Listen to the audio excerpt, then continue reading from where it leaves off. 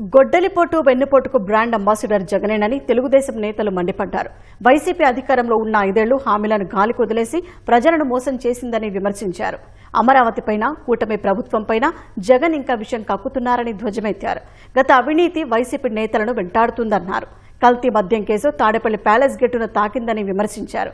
జగన్ కుట్రలపై ప్రజలు అప్రమత్తంగా ఉండి ఆ పార్టీని భూస్థాపితం చేయాలని పిలుపునిచ్చారు. గొడ్డలిపోటు వెన్నుపోటు బ్రాండ్ అంబాసిడర్ జగన్మోహన్ రెడ్డి హామీలన్నీ కూడా తొంగలో తొక్కి ప్రజల్ని మోసం చేసి వెన్నుపోటు పొడిచాడు. ఆ రోజున అధికారంలోకి వచ్చేదానికోసం మీరు ఎన్ని హామీలు ఇచ్చారు? అధికారం చేపట్టిన తర్వాత ప్రజలకు ఇచ్చినటువంటి హామీలన్నిటి కూడా గాలికి వదిలేశారు. ప్రతి సంవత్సరం జనవరి 1వ తారీఖు జాబ్ క్యాలెండర్ తీసి నిరుద్యోగ యువతకు ఉద్యోగాలు కల్పిస్తున్నారు. ఒక్క జాబ్ క్యాలెండర్ లేదు 5 సంవత్సరాలు. యువతను మోసం చేశారు. ఇది వెన్నుపోటు కాదా జగన్మోహన్ రెడ్డి గారు?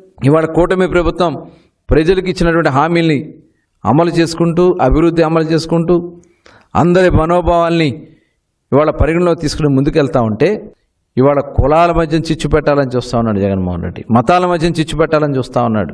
ఇవాళ 5 సంవత్సరాలు ఏమీ చేయకుండా దొంగ నాటకాలు ఆడుతూ ఇవాళ గొడ్డల పార్టీ మరొకసారి మనల్ని మోసం చేయడానికి బయలుదేరుతా ఉన్నారు. దయచేసి గమనించవలసిందిగా ప్రజలందరినీ కోరుతా ఉన్నాం. మావేగా అంటే ఎవరు జరుచుకుంటారు? నీకు అసలు నాలెడ్జ్ ఉందా? ఆల్రెడీ అవుటర్ రింగ్ రోడ్ ఎక్కడ దాకా ఉంటుందో నీకు తెలుసా?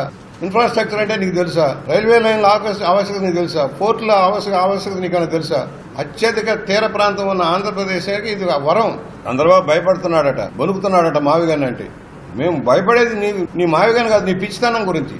పిచ్చెక్కిన వాడు ఏం చేస్తాడో, రాళ్ళు ఎలా ఇస్తాడో ఎవరో తోలుతుందో తెలియదనే బాధతోనే కానీ నీ గురించి భయపడి కాదు.